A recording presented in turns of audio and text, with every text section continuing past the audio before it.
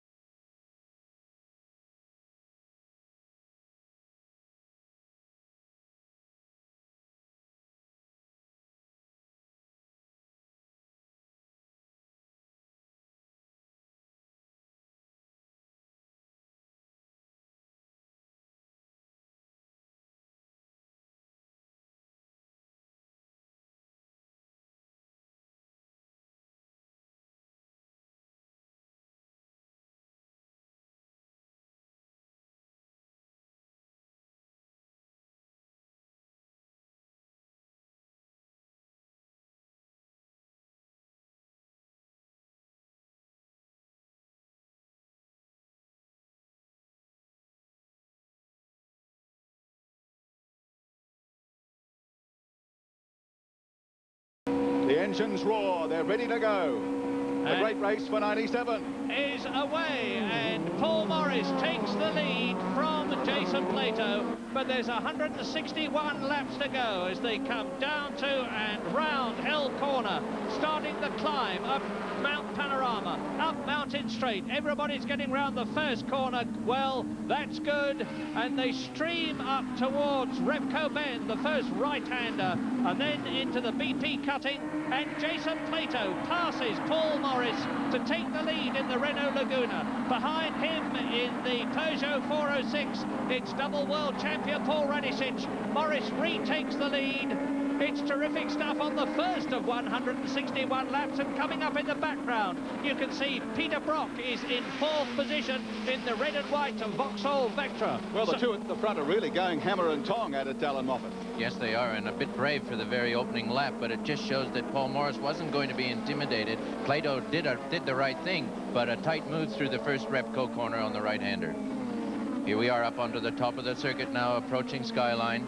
And it's Plato leading the BMW of Paul Morris. Tires still not at optimum temperature, so these fellows will be a little bit timid going down here for the first time. This is where a brake lockup can hurt tire wear.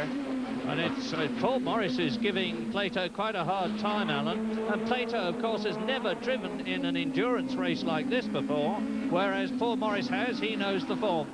Peter Brock still holding that 4th position behind the Peugeot 406. Well, one fellow that knows what that opening lap, how important it is to be with the lead cars. There's nothing worse than watching your opposition just surreptitiously walking away from you on this very opening lap. They know instantly where they're going. Here we are in the pits. It's car that instantly knows where it's not going. Car 88, Pavicevic and Hills in the pits. It's been there from the outset, did not get off the start line. Jason Plato, race leader in the Renault Laguna. Now, he is some 2.5 seconds now ahead of Paul Morris.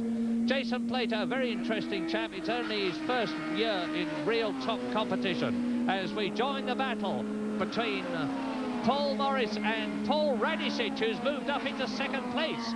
So, Paul Radicic, the New Zealander, who's driving in his first race in the Peugeot 406, because up to this race, he's been driving for Ford in the Mondeo in the British Touring Car Championship, down towards the Dipper. Well, he'll be very pleased with that move at this stage of the game, to have been able to displace pole position car and to have a BMW in his mirrors instead of looking through the windscreen at him. We rejoin Peter Brock in fourth position, ahead of Jeff Brabham, the elder of the two Brabham boys who are in the Bathurst 1000 today. Oh, and there is the great man, 3 times world champion, Sir Jack Brabham. We're riding with race cam in the BMW of Jeff and David Brabham. One of the Volvos we understand. Oh, yes, it is. Oh, and it's the one that really, really matters with respect to the other one. It's Jim Richards' car, and Rickard Rydell, 5 times winner here. Jim Richards, Rickard Rydell, who has won so many races in the British Touring Car Championship. And that's the 850 Volvo. It doesn't actually affect the car's performance. It's only plastic trim, that. I think a few more waggles, and it's just about going to dissect itself. Every material, they tell me, has got its fracture level, and wow, there you go. What a wonderful prophecy that was of yours, Alan Moffat, because as he dives into Caltech's chase, off flies the trim, and that will prevent the possibility of a black flag. Let's check the top 10. Jason Plato leading for the Renault Laguna team. Radicic second in the Peugeot. Morris third in the BMW. The Vauxhall Vectra, driven by Peter Brock, is in fourth place. BMW, the Brabham boys, have just been passed by Watts for fifth position. That relegates them to sixth. Richards and Neal, the Nissan Primera, is in seventh spot. John Cleland at the wheel of the Vauxhall Vectra is in seventh. Then the 2 Audis, Brad Jones and Cameron McConville, ninth and 10th. Here we are on pit straight, still with Jeff Brabham. Well, this is the Neil Bates Mark Adderton Toyota Camry, number 10 there, and he is chasing Julian Bailey's car. Now, Julian Bailey is in the Honda Accord, the English race driver who's driven for Formula One for the Tyrrell team. Beautiful colour scheme they've got on that Toyota, and they're going well. There is the Julian Bailey car. Julian Bailey on the left of those 2 pictures. Warren Luff on the right. It's going through nicely here onto the slope up to the cutting again. And looks like the other... Yes, we are. We've got Graham Moore in the other Renault just in front of him. The Toyota has only got to Australia this year. Hasn't had a lot of miles on it. It participated in a number of rounds of the BOC Gas Super Touring Championship, but a new car for this team, and running very nicely here, considering its first time at Bathurst. Now, the interesting thing to me, watching this race for the first time, Alan, is the difference in driver performances. You see, look at Graham Moore. He's down in 12th position. He's partnering Alan Jones, and the difference in Graham Moore's qualifying lap time compared with Alan Jones was 7.5 seconds. So maybe they're putting Graham in, and they know inevitably, with respect to him, that he's going to be occupying a midfield position. He's in 12th place at the present moment, and then Alan will get in and do the charging stuff. Past McPhillamy Park and on to Skyline. This is the thrilling part of the circuit for spectators. Gives heart failure to a few newcomer behind the wheel here, but now they drop off at Skyline. This is where you've got your heart in your mouth, Murray. Yeah, give us the line, Alan. How do they go here? Here we go. He's on the brakes. He's accelerating now on the brakes again, down through the Dipper. Accelerate, just missed the Firestone wall. Accelerate now to this right-hander. Be another little dab of the brakes, and he's staying on the brakes. Sometimes we accelerate there. Okay, tight in here against the tire power wall. Slide out onto the white line. Pull through the gears. Third, fourth, fifth, sixth, and stand by, Murray, as you've experienced, for 260k to arrive. Yeah, with Brad Jones in the Audi Quattro several laps yesterday, and it's a mind-numbing experience because the G-forces, even at this speed, are terrific. Flat out through that right-hander into the Caltex chase, down through the gears, hard on the brakes for this left-hander. Little puff of smoke coming up there are the rear wheels of the Peugeot. Gained a little time on Brocky on that lap, but Jeff Brabham, of course, we're sitting here as if we're driving it in our lounge room, and I'm sure we've got a lot of viewers saying, well, why aren't we doing this and why aren't we doing that? Jeff Brabham's doing just fine at the moment. Here's the race leader. Here is Jason Plato, partnering Alain Manu. the man who won the British Touring Car Championship this year, and Jason Plato was third in rather contentious circumstances, because the Williams Renault Laguna team won the manufacturer's prize in the British Touring Car Championship and the team prize, and Alain Menu won the individual, so that only left second place. And is John Cleland and James Kay. That's the second of the Vauxhall Vectras. This is bad news. Too early for this kind of a stop. Bonnet up. Yeah, smoke coming up from... I know you get smoke when the engine gets hot often, even when there's nothing particularly wrong. There might be a bit of oil, but this looks a lot more than that. So, Jason Plato on lap 14 now, leading Harvey and Radicic by 12 seconds, and Morris and Baird in the BMW by nearly 15 seconds. We're on lap 14 of 161 of the great race. Plenty of action happening. The Vauxhall Vectra of John Cleland in the pits, and we have word now that the Peugeot pits are on standby, that one of their cars is coming in for a scheduled stop. I wonder whether that is the middle car here, that of Patrick Watts.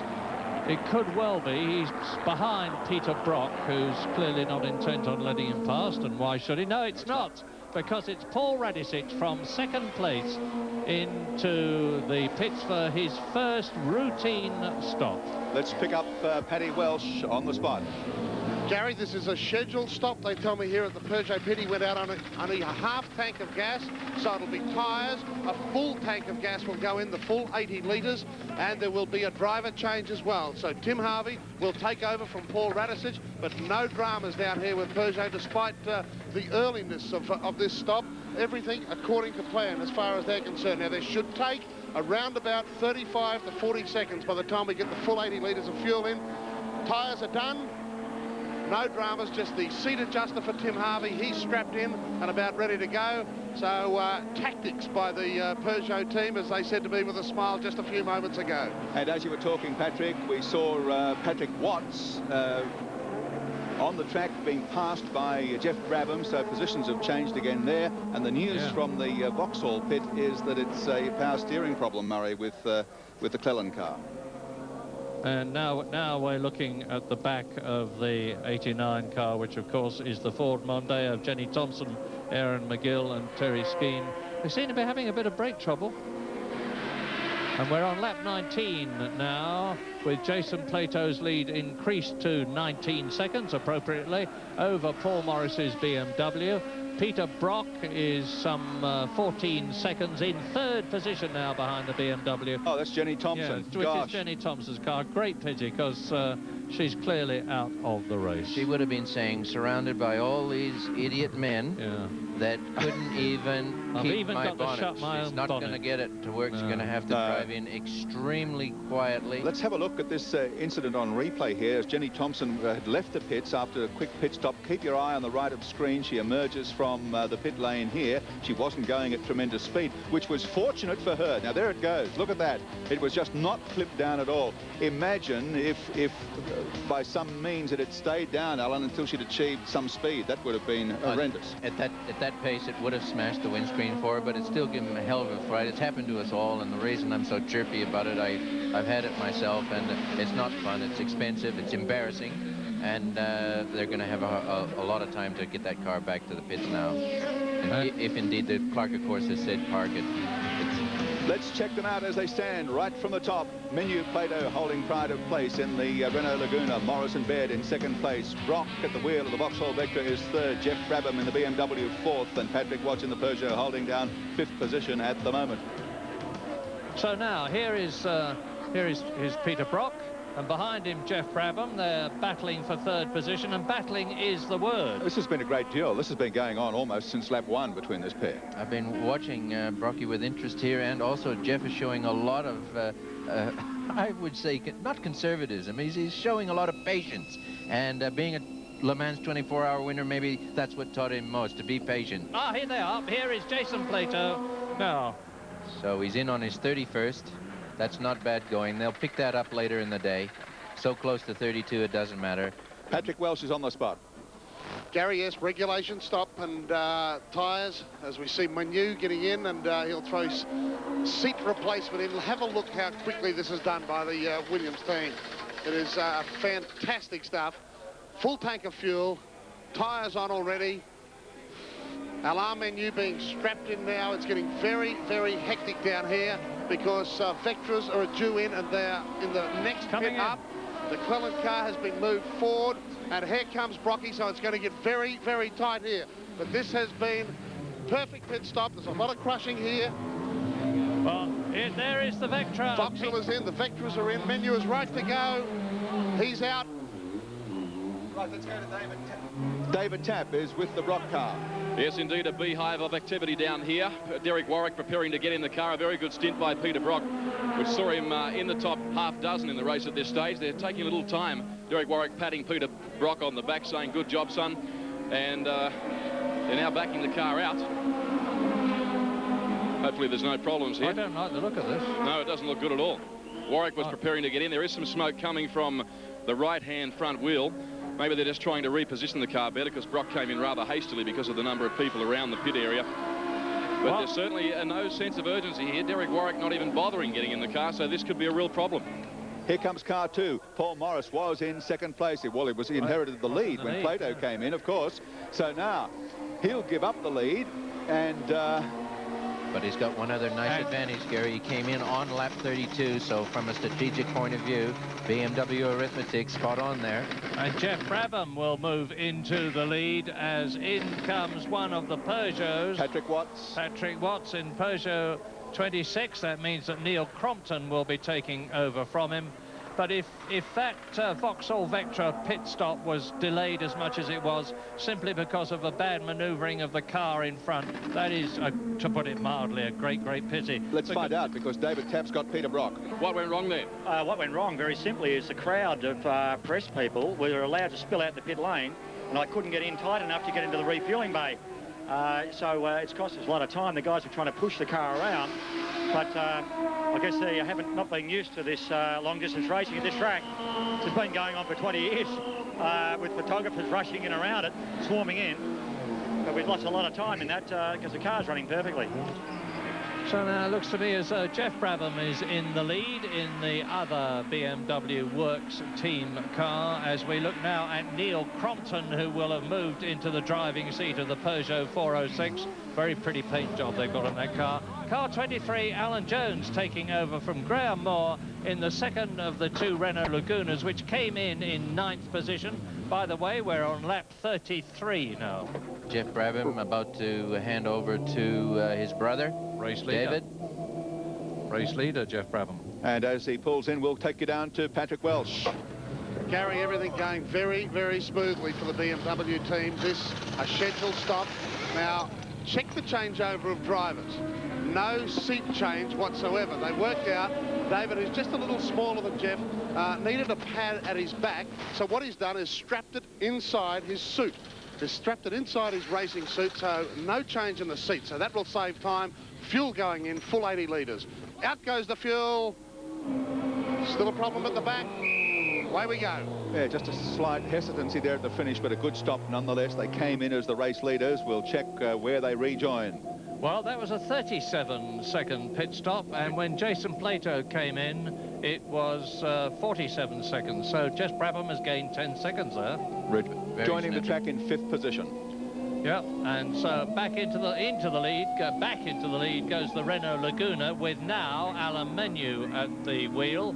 Done the fastest lap of the race so far with Jason Plato there, 2:16.8, 4 seconds faster than the previous lap record. Alan Menu is leading. Craig Baird is second, 34 seconds behind the Renault. Jim Richards is in 3rd place, but has yet to stop.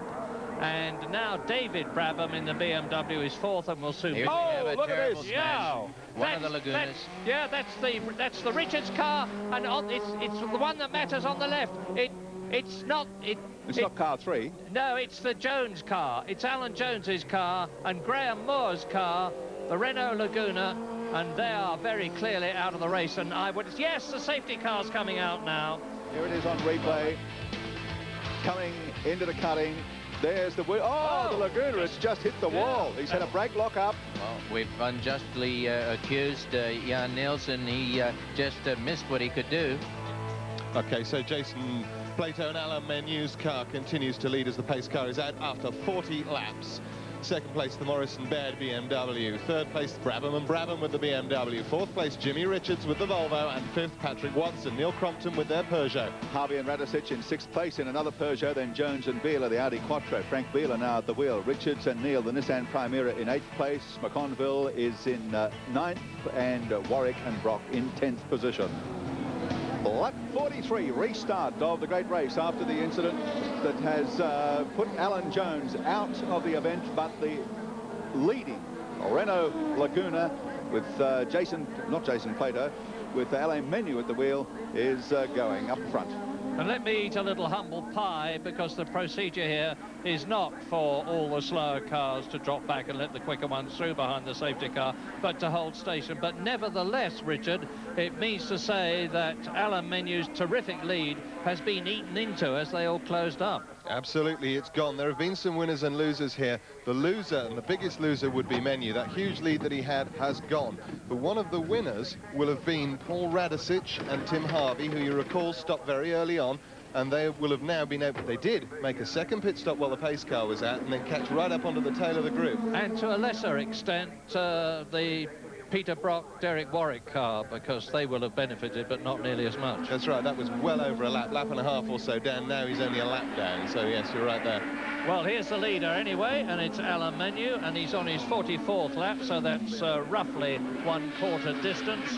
With Paul Morris behind him, we'll have to wait and see how much behind, because, oh, there he is in the background. You can see as he drops down the mountain that what was a big lead for Alain Menu there, number 3, has shrunk as Paul Morris in the white BMW is right behind him. David Brabham is in 3rd position in the 2nd BMW, and Neil Crompton, as Richard pointed out, has benefited from that closing up of the cars. He's in 4th place ahead of Frank Beeler in the Audi and Matthew Neal in the...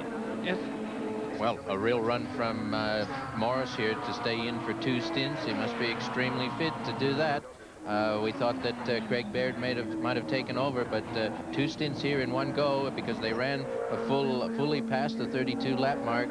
He's going to stay out there to over 60 laps. That's a pretty big call. But this is the Brad Jones car at the present moment that is heading up towards us, and it's driven by Frank Beeler, the man who I've been praising so much with every justification, I think. And it's his teammate in the 2nd Audi, the Belgian Pro Car champion, behind him. Let's have another look at this. He gets tapped in the rear by his own teammate here. Jean-Francois got it just a little bit close, thank you. Ran out of brakes, but no damage done. Worst thing you can possibly do, of course, for one teammate to hit another. Bad enough to hit someone in another car, but to take one of your own out is an unforgivable sin. Not good for the public relations department or the esprit de corps department, but running nicely. The Audis showed all week that they were preparing for 160 laps, and no incidents at all in the first segment of the race. I keep calling it the first segment. I refer to the normal allocated 32 lap pit stop, and these cars have come in, changed over to their other drivers, and now both hammering it around here with great aplomb.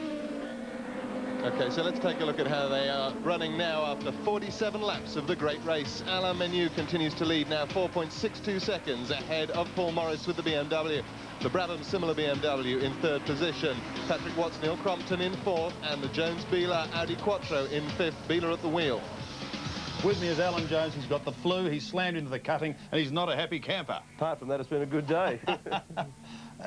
Look, we saw it happen, and it was hard to tell. We didn't know what happened. Just take us through it, and we'll have a look at a replay in as slow as possible slow-mo that we can to see what we can pick up.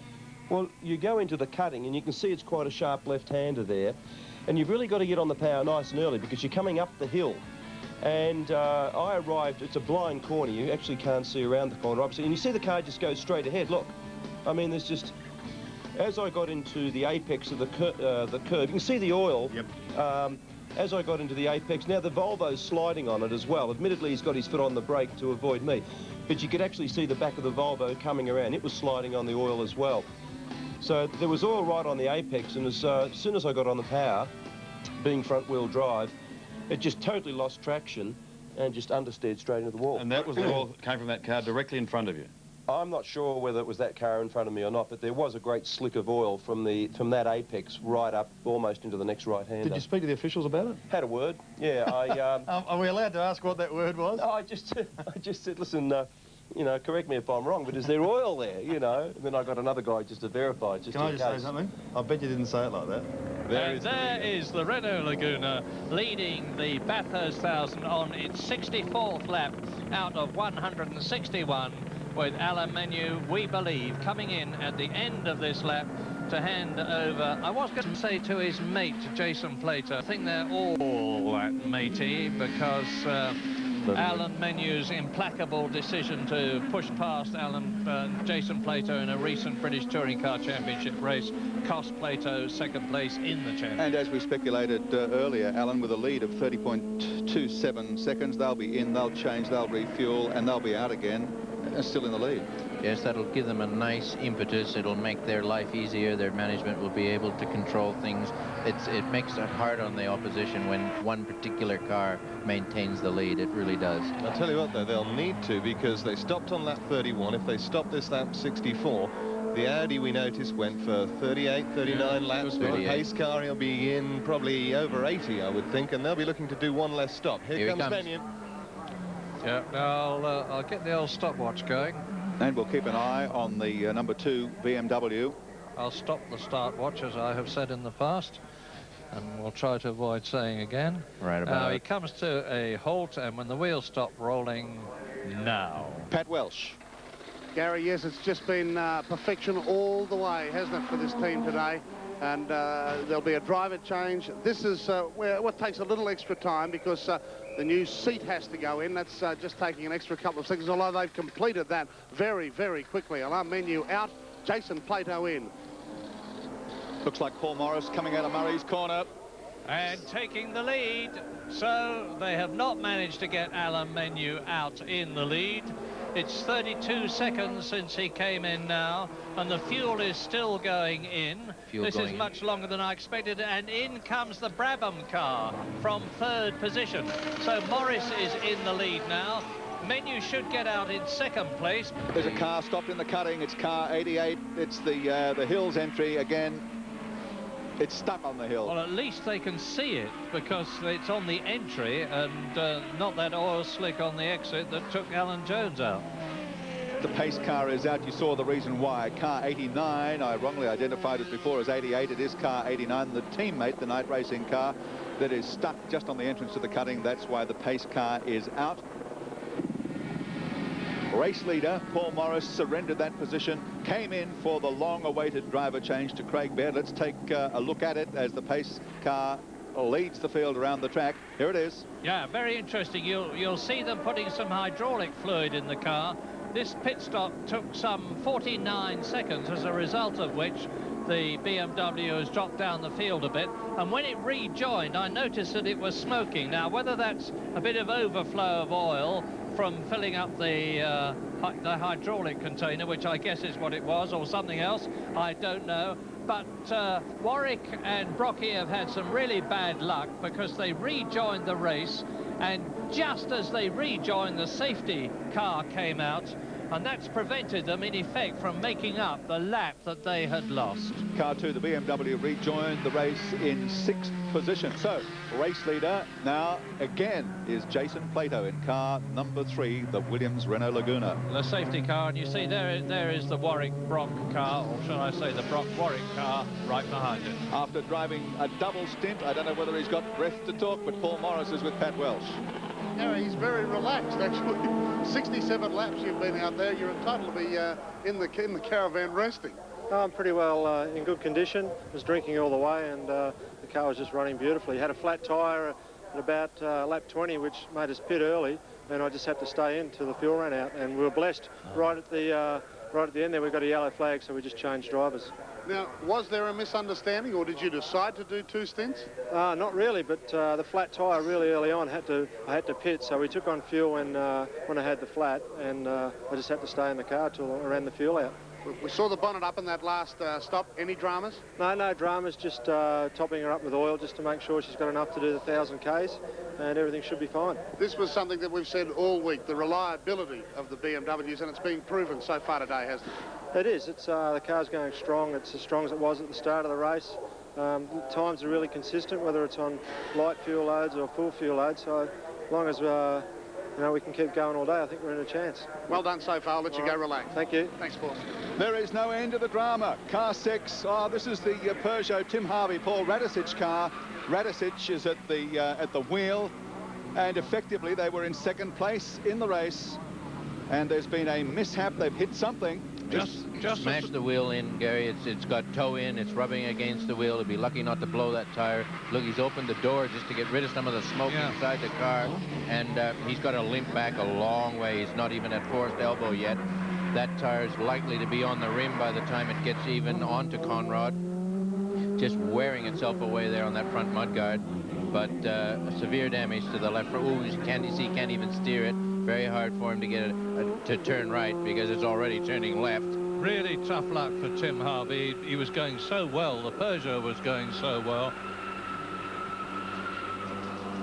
And here in the pitch you can see the second Audi of Pierre-François Omroul, Jean-François Omroul, my apologies, and door slams, driver change. Field closing up at Mount Panorama in the great race behind the pace car. 71 laps completed, and we've had all manner of incidents. The pace car originally went out on this occasion because car 89 had come to a standstill on the approach to the cutting and was then rolling backwards down Mountain Straight. Whilst that was happening, several cars took advantage of the opportunity to come into pit. Car 34 was one, Stephen Richards. That car has in fact made 2 pit stops whilst the pace car has been out on this occasion. They do have a problem. Stephen Richards is out of the car. The Peugeot number 6 car with Paul Radicic at the wheel also came in whilst the pace car is out and did a driver change. Tim Harvey went back out and the front left suspension of the car has collapsed. Tim Harvey, a very disappointed man, is with Pat Welsh. Well, disappointed is not the word, Gary. Tim, dejected. You'd just gone out under pace car. I'm absolutely devastated, you know, for myself, for Paul, for the whole Peugeot team. We've had an absolutely fantastic week so far. The luck was running with us brilliantly in the race. We adopted a different strategy, started the car on a light fuel load, managed to stop under the pace car and effectively put ourselves 7 laps in front of everyone else on the fuel. Wow. Paul was 1 lap away from his scheduled pit stop, and the pace car came out, so we gained all our track position back and a full pit stop. First lap I did out the pits, the lower track control arm broke and took the drive shaft and the gearbox casing and everything else with it. It was some major problems, so I'm just so disappointed at after having such a good time here with Peugeot and all the Aussies and here at Bathurst, can only come back again. The pace car is off. Car number 3 is in the lead. The Williams Renault, Jason Plato at the wheel. Highballing now from David Brabham in the number 2 BMW, followed by Craig Baird, or the 83 BMW, and then the number 2 BMW with Craig Baird. Well, Jason Plato will be wondering what he has to do to get on top of these cars behind him. They've stretched out to upwards of 25-second lead on 2 occasions. Yeah. It's been hauled back to nothing, and here he has to go and start all over again. Well, that was the time you've lost a substantial lead because of the safety car, but apart from that, are you happy with the way things are going? Yeah, everything's good at the minute. The car's running well. I'm just trying to concentrate on doing nice, tidy laps and taking care of it. So we've still got a bit in hand. So even though we keep getting our lead eaten away, I'm not unduly concerned at the moment. Well, we pick up coverage again after 94 laps and heading for another important round of pit stops, including a stop for the leaders, Menu and Plato. They were ahead of the Brabham brothers, Jeff and David, but here comes the Renault into the pits as we pick up the Australian commentary once again. We'll just throw our stopwatch on here and see how much time they do need if they are going to go after brakes. Well, certainly none on the back. Nothing untoward on the back. We can't see anybody working on the front. The driver change, Aluminium going back in. While the watch is running, let's go to David Tapp.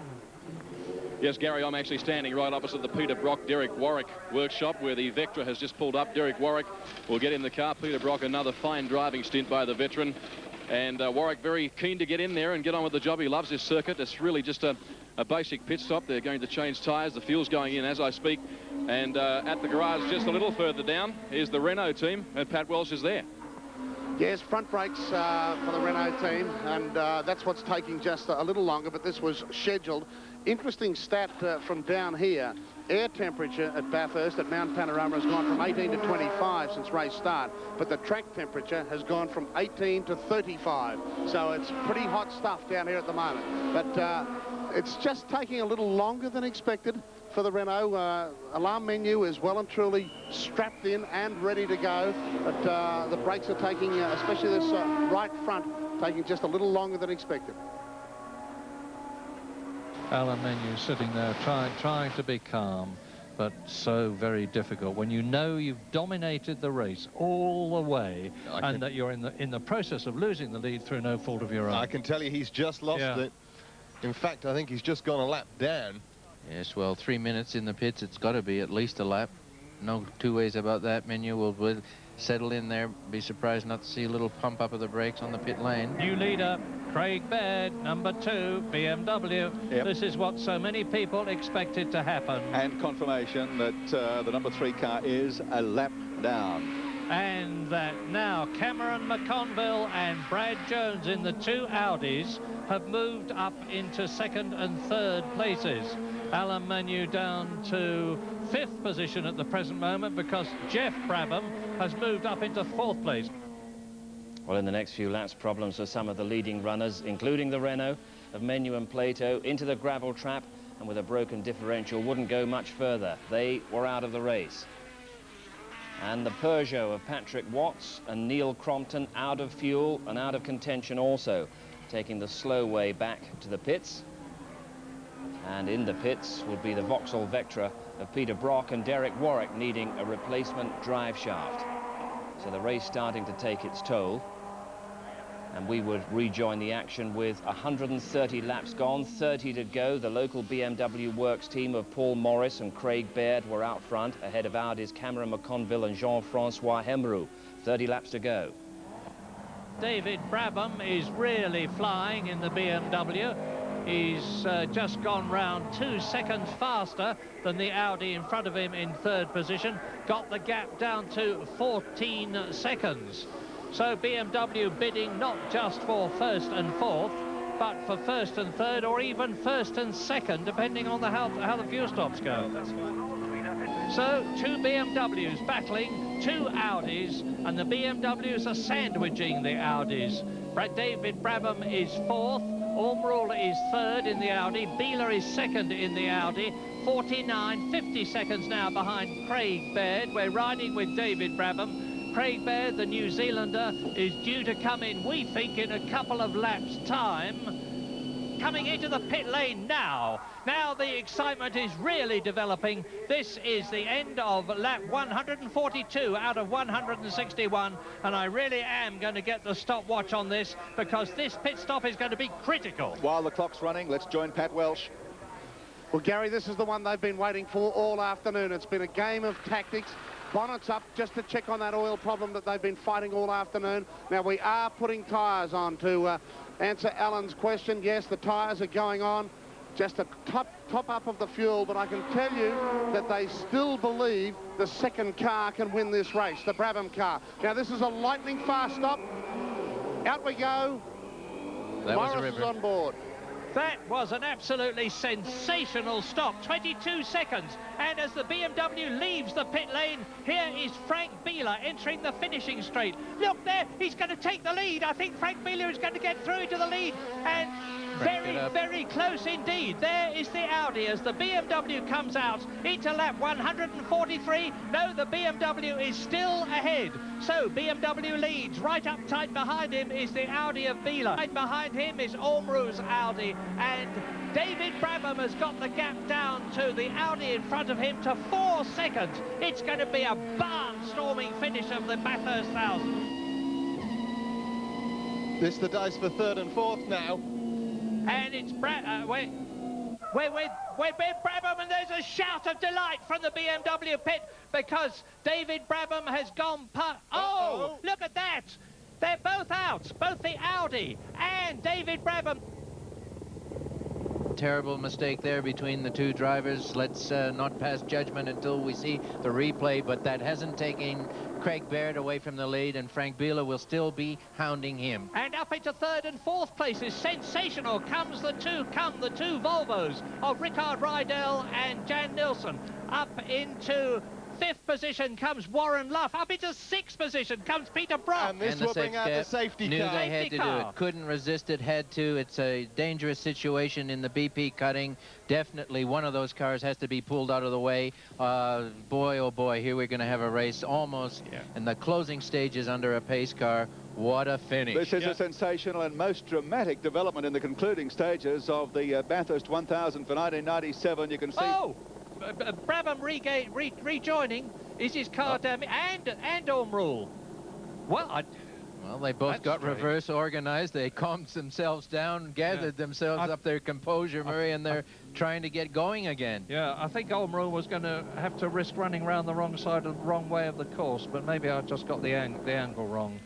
But anyway, we're with David Brabham now. From the way he's juggling about in the car, he's manoeuvring off the circuit. Yeah, he's not rejoining the race. He's getting off the track. Just trying to get out of the way. And let's just take a deep breath. We're on lap 100.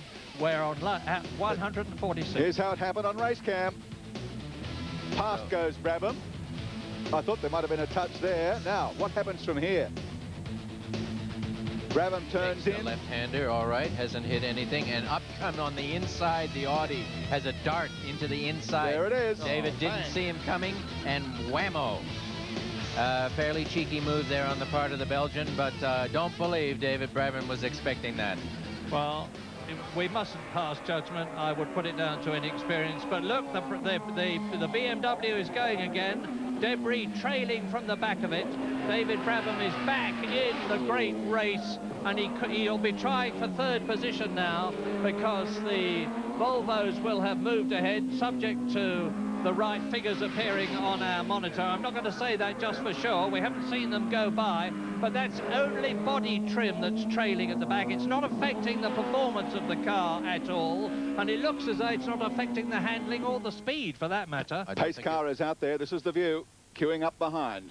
Lap 146, and Craig Baird now really will have Frank Biela on his boot lid when the race is restarted. The question is going to be, who is going to be on Frank Biela's boot lid? Because whether it's the Volvo or the other Volvo, or for that matter even David Brabham, as into the pits, it's certainly not going to be the Audi, because Francois Ormerul comes into the pits. No recrimination, it's just changed the wheels. Recrimination may not have been needed, actually. On go new tyres and wheels. Off comes the debris, the broken lens of the side lights, and we're on lap 146 with that safety car out. The drama just goes from one stop to another here. Apparently, David Brabham has been black flagged. I can't believe it. Well, not after what we saw on the Volvo earlier in the race. The back bumper bar will blow itself off eventually. It's not going to hurt anybody if he is, but he's in the pit lane now, coming through the wiggles onto the approach to pit lane, so a bit of a blow for him. But certainly no one's going to accuse the Clark, of course, of running an unsafe race at this event where we've got a pace car going out 3 laps when there isn't a car on the track to behold. In danger. I've got to tell you, this is going to put him at the back of the queue, and you know who else is at the back of the queue behind the pace car, don't you? Yes. Ormerul again. Pat Welsh. Gary, yes, they're as quick as they possibly can. They've just torn the back bumper off. It's ripped off, and he's gone back out again. But that will be very costly. He apparently was black flagged, is the word that we had, and was forced to come in here to get rid of the debris off the back of the car. Back in the race, that's the important thing. Craig Baird and Frank Biela are right up tight with each other behind the safety car, and with Brabham having been brought in, that means to say that the Audi of Ormerul that caused the problem in the first place has moved up into third position, with the 2 Volvos of Rydell and Nilsson 4th and 5th, and Peter Brock, notwithstanding the fact that he's 13 laps behind, is in 6th position.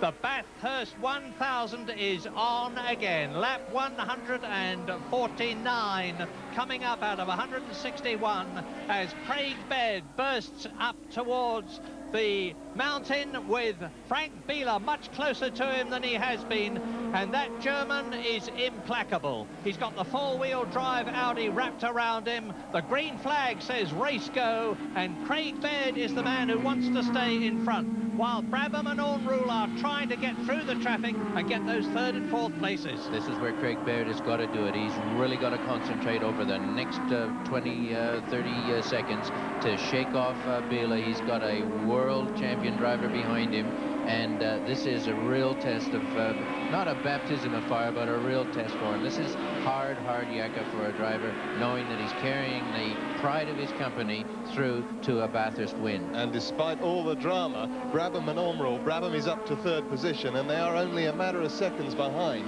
They're still on the same lap.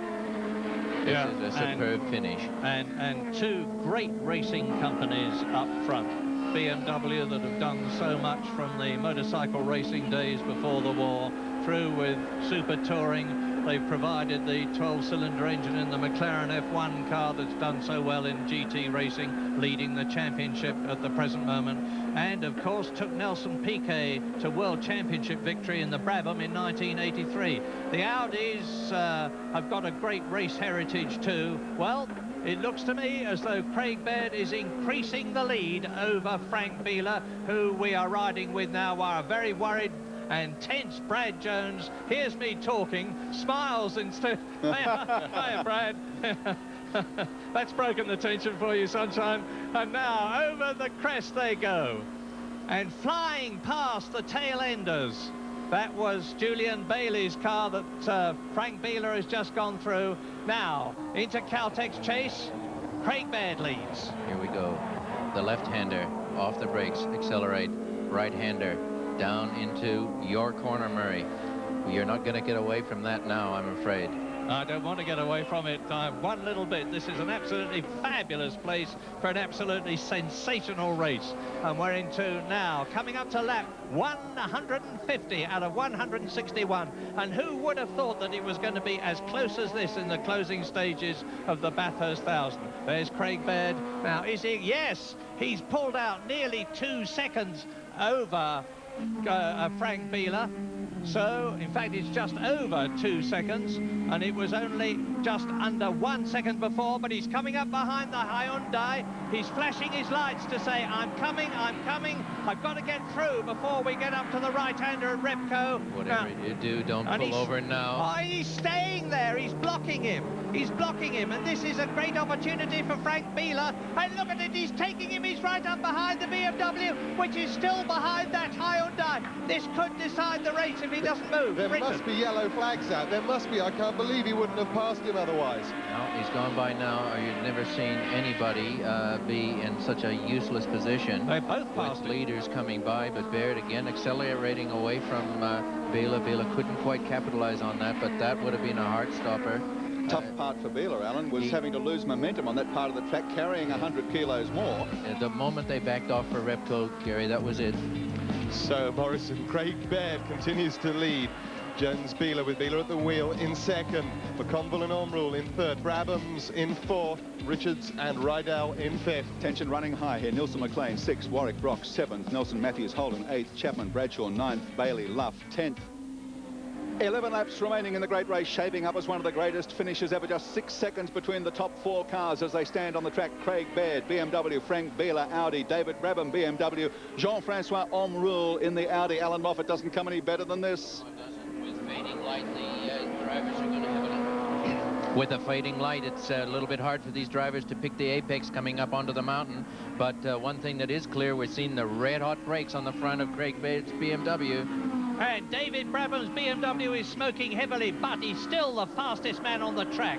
As they come towards us, Craig Baird, there is Frank Bieler. Look back with his lights on is David Brabham. Smoke coming out of the back of the BMW, but he's just gone round in 2:19.7, taken nearly a second out of Frank Bieler's lead over him. You can see the first 3 cars, the first 4 cars in the same shot on lap 152, because Ormrule, the Belgian driver in the second Audi has taken advantage of the thinning traffic and is closing up on David Brabham, who is catching Biela.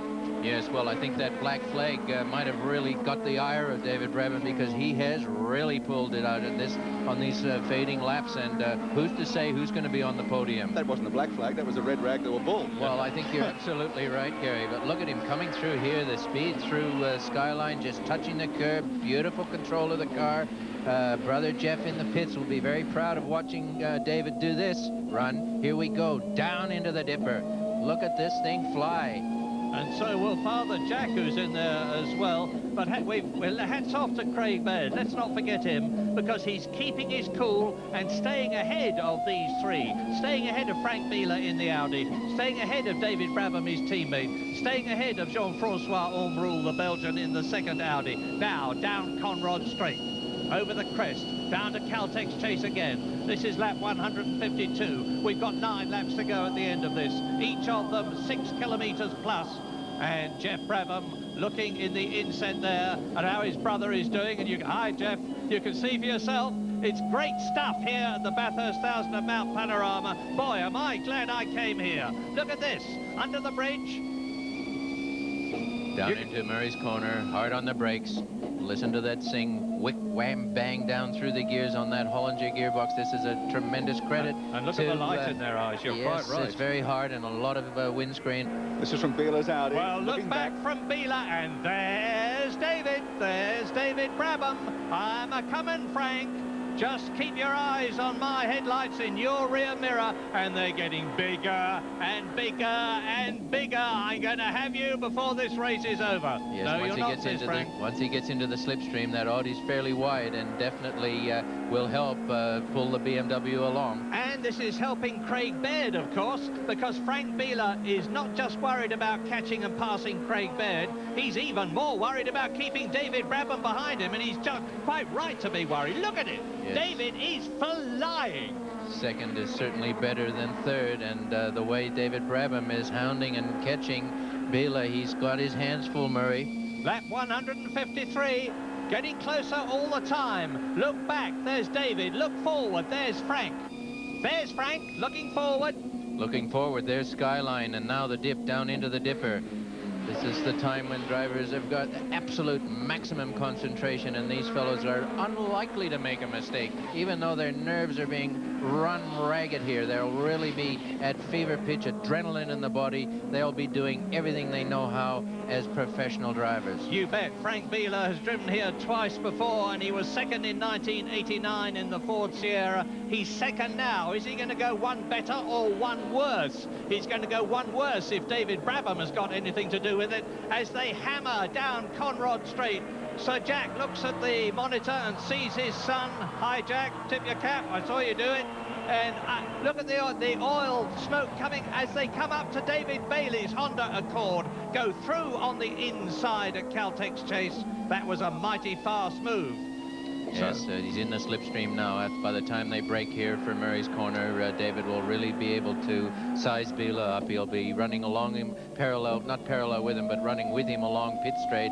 But I'd venture to say by the time they get up Mountain Straight, he's going to have a very nice opportunity to try and nail this number 1 Audi by the time they get to Repco Corner. Yeah, meantime, though, Craig Baird, knowing that this fight is going on behind him, and look at that smoke. Is the BMW engine going to last? That's the problem. They go past the errant Hyundai. But Craig Baird is grasping his opportunity. This is a race for victory, and Craig Baird is the man who's got the best chance of getting it at the moment. He's 4 seconds ahead of this battle, and it was 9/10 of a second. So Craig is driving an absolutely stunning Bathurst 1000. And if you had to have one of your cars smoking, you'd certainly be happier with the one that's in third spot rather than the first spot. You bet. So, but fabulous driving by all 3 drivers here, and nobody making the slightest mistake. David Brabham trying to line himself up on the back bumper bar of Frank Biela's Audi, Oryx Audi.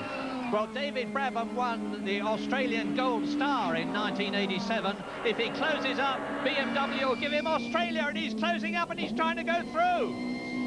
It'd be a brave move there to pass anyone across McPhillamy on the approach to Skyline. I think he'd be wiser to save his energy for what he's got open on the wide open spaces of Conrad. But who are we to argue with the fellow who knows best behind the wheel? But here we have going down into fourth elbow again. He'll want to get close as he can to try and maximize the slipstream time that he's on the back of the Audi. Well, we'll see you miss nothing, but just to keep you in touch with the race as a whole, Craig Baird is leading by 4 seconds. This is the battle for second place. Orm Rule, the Belgian in the Audi, is in 4th position. The 2 Volvos are 5th and 6th, Rickard Rydell and Nilsson. In 7th position is Peter Brock, way down, some 13 laps adrift, as David Brabham has another look as they go into the Caltex chase. Is this going to be it? Well, Bill is doing everything he can. He's definitely driving that Audi in a superb fashion. He knows that he doesn't have to let him by, and he's not going to let him by. David is going to have to muscle his way past Frank Biela here. It's not working out as easily as he would like it. But we're on lap 154 as we go across the start-finish line now. This battle between this pair for second and third is costing them actually fractions of a second. That's allowing Craig Baird driving superbly. He's pulled out an additional 3 seconds in the lead over the last 4 laps. Yeah, the race is Craig Baird's if he just keeps going, because Biela is not going to yield to Brabham. Brabham is not going to give up. And so, in fact, Brabham, look at this as they come up to Repco. He's going to get through on the inside if he can just get his wheels up alongside Frank Biela, and he's done it. And David Brabham goes up into a sensational second position. Hooray, says Paul Morris. Hooray, says Sir Jack. Shake the hands. Bad news for Brad Jones, though, because Brad is seeing at the present moment a potential victory for the first time at the Bathurst 1000 slip out of his fingers. Well, you don't lose a race like this. You only come second or third, and Brad shouldn't be too hard on himself. Just over 5 laps remaining in the great race. It's BMW 1-2, Audi 3-4. Alan Moffat knows all about form finishes. Yes, well, I don't think Craig Baird can actually believe what's happening here. He's been somewhat of a bridesmaid in the BMW team this year, brought over from New Zealand, standing by while he watched Paul Morris and Jeff Brabham do all the work in the BOEC championship races. But boy, what a way to start a career with a company to win Bathurst, and we're praying for you, Ben. Absolutely stunning drives by all 4 BMW drivers. Craig Baird, who had to wait while Paul Morris did that long stint on account of the puncture he had, and then he had to wait for his fuel to run out before he came in and handed over to Craig Baird, who's driven a superb race, staved off Frank Biela, the multiple champion in the Audi. David Brabham's race is nothing short of sensational. He's fought his way through, past Biela. I'm wondering whether the German's got some sort of problem other than David Brabham, which is a major problem for him. It's a pleasure for David Brabham at the present moment, because look where he is as he climbs up the mountain. He's 6 seconds, 6.4 seconds behind his teammate Craig Baird, but he's 2.2 seconds ahead of Frank Biela, who he caught and passed in that quite stupendous passing manoeuvre. What a race. Five laps to go, just under, and we've got BMWs in first and second. We've got Audis in third and fourth. We've got Volvos in 5th and 6th. The Renault and the Peugeot challenge has evaporated. The Vectra in 7th. To start one car here and get it across the line, Richard, is a big achievement. To start 2 cars and finish them in 1-2 can spell only one thing, and luck is not it. It spells management, it spells dedication, it spells workmanship. There's just one question in my mind, gentlemen, and that is that oil smoke that's coming out of the back of David Brabham's car, and which looked to be getting heavier. Is that a bad sign, or are they quite happy about things? We're on lap 157 now, so there's only 4 laps to go, including the one that he's on, and 4 laps is about 24 miles. No, 24 kilometers. 24 kilometers, sorry. For Australia, the news is that Peter Brock is still in his last great race. He's in 7th position, 13 places down in the 13 laps down in the Vauxhall Vectra, having changed a drive shaft. One of the remarkable things about the lead car that's being driven by Craig Baird at the moment is the fact that early on in the race, Paul Morris did a double stint. Now Craig Baird has had to do a double stint as well. It really shows the professionalism and the fitness of these drivers. Yeah, they can shake hands and put their arms around each other at the end of this race, because they will both have done an absolutely superb job. But we haven't got to the we just haven't got to the end of this race. I remember seeing Sir Jack himself lose the Monaco Grand Prix to Jochen Rindt at the very last corner, and we got a lot of those to go. There's a few laps to go. We're still on lap 157. It's not all over yet. And certainly I don't think Baird is under pressure enough to worry about making a mistake. But when you look at the speed, well, there's one for you, a little lock-up. Those front brakes are running absolutely red hot, obviously haven't caused any trouble. The BMW team elected to run the endless brake pads, which gave them a very, very nice run throughout the whole race, but just a little bit over anxious there going into Forest Elbow, and Craig Baird won't want to do that too many more times. There's a nice sight. It's Peter Brock, car 05, the Vauxhall Vectra, the General Motors product. There is the great man, Peter Perfect himself, sitting there calmly as ever. He's not going to win his 10th Bathurst 1000 unless something very dramatic happens to the 6 cars ahead of him at the present moment, but he's going to be able to go out of this race with his head held high, knowing that he would have been much higher up in this race had he not had that fracas when he came into the pit lane for his first stop to find his garage position occupied by photographers. Yes, this will be one time when Peter won't be as polite to the media as he normally is, but he'll forget about it in due course. But that was rather sad. 3.15 minutes wasted due to crowd in the pit lane. We're on lap 159 now. 2 to go at the end of it, and that is David Brabham, and he's 6.3 seconds behind Craig Baird. The only time we'll worry about this car is when it stops smoking, because that'll mean it is out of oil. So as long as it keeps smoking, it'll keep going. David Brabham having put up a terrific performance in this race, along with brother Jeff, and Father Jack is down there in the pit lane keeping an eye on exactly what the boys have been up to. Sir Jack Brabham, 3 times world champion. I'm talking to you in the BMW garage there. You've seen your 2 sons, Jeff and David, drive an absolutely sensational race. Are you as happy as you look? You must be. Yep, this is very exciting, actually, and I really think we're going to get a 1-2, that's for sure. But David's really having a go. He's driven really well in this last few laps. Yeah, they're very, very worthy sons of yours, both of them. And David there is enchanting us. He's keeping it steady. He's now 6.3 seconds behind Craig. And really, Sir Jack, all he's got to do now is keep it going for a wonderful 2nd place. Yep, be fantastic. Well, there's a proud dad for you, and here is going to be a very proud son. The side of the BMW stoved in, I see, with heavy contact somewhere in the race, as he comes through to complete his 159th lap. 2 to go, and I think that bit of damage on the side of the BMW there may well have been a legacy of the collision with Jean-Francois Omrul with the Audi, which we saw not long ago, and that brought out the pace car. We'll probably be able to claim that on under warranty claim. I think Munich will honor that one. A new door, maybe a side panel. I don't think, my rear bumper bar, of course. But tremendous credit to these fellows, the preparation that's gone into this team. The 2 works machines are coming home 1st and 2nd. Working their way across the mountain. Just 1 more lap to go at the conclusion of this one. And the gap between the cars in 1st and 2nd at 6.23. And the gap back to Frank Bieler, and working away at the wheel, there he is a further 8.15 seconds. There's another Audi, another 7 seconds back, but it's BM's 1st and 2nd, and Audi's 3rd and 4th. Just a little bit too close, that Audi's just a bit too close for Craig to be thinking commercially to get a form finish. I think he's going to say, we better just take what we've got in case anything happens even on the last corner.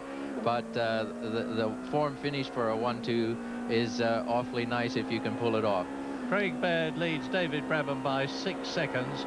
Brabham is just 8 seconds ahead of, 7 seconds ahead of Frank Bieler, and a long way ahead of Jean-Francois Omrul in the 2nd Audi, who nevertheless is going to come home 4th in his first Bathurst 1000. A brilliant drive. Well, I doubt, unless Lyle Williamson walks out to the pit lane with a board saying, close it up. This is the last lap. This is the 161st lap of the Super Touring Bathurst 1000. And Craig Baird is on his way, starting to climb the mountain for the last time in what is going to be a truly memorable and absolutely outstanding drive by the young New Zealander, and of course his teammate Paul Morris, who's watching the monitors anxiously in the BMW garage. Yeah, hang on there, Paul Morris. There's only a short while to go. You're leading the Australian Super Touring Championship in your BMW, and it looks as though you and your teammate are going to win the Bathurst 1000. Craig Baird, there he is, dropping down the mountain. Not very far to go now. Soon it's going to be Forest Elbow, then the Conrod Straight for the last time, building up to that 265k maximum speed. So he's over the crest now. Let's quickly spare a thought for Brad Jones and the Audi boys, Frank Bieler, who fought so hard but are going to lose. Somebody has to win, though, and it's going to be Craig Baird and Paul Morris. And look, there is Rule in the Audi. He was in 4th position. He's not going to finish there because Rydell in the last stages is going to go up into 5th position. What an incredible finish as Orbrell limps home. Here is Craig Baird going into the last corner at Mount Panorama to win an historic and quite incredible Bathurst 1000 from his teammate David Brabham and Jeff Brabham. BMW first, BMW second. What a great race. No wonder it's called that. 3.9 seconds between the first two. Third position, and if only get that car back, at least a lap on the next car, he'll manage to make 4th. There's Brad Jones looking on. Commiserations, Brad. I don't know if he can hear me, but nobody could have fought harder than you and Frank Bieler. And in the background you see Peter Brock. He's done the last Bathurst 1000 for the great driver, but he's finished it. So Jack congratulates Jeff, his son. There is Ormrule touring in high speed on that completely flat rear. It's just a ribbon of rubber around the rim. Turns in. Showing how good these Oz wheels are, that's for sure. Yeah.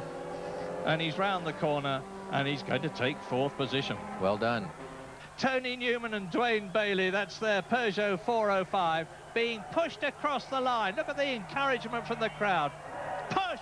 Push! Push! Push!